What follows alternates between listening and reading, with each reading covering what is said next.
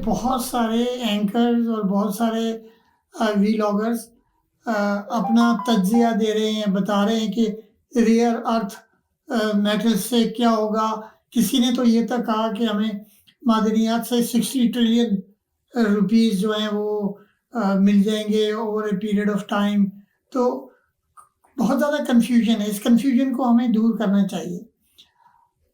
देखिए 17 rare earth elements हैं, हर एक छोटी बड़ी मकदार में पाया जाता है, mix with other minerals.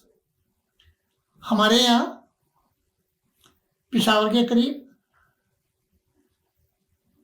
Mountains में और गिलगित बल्तिस्तान में ये रेयर अर्थ मेटल्स मौजूद हैं। निकालने के लिए बहुत ज़्यादा कानकुनी करनी पड़ती है, खुदाई करनी पड़ती है, और जब वो मटेरियल निकालते हैं तो ratio of recovery of actual usable material is very very small compare to massive excavation.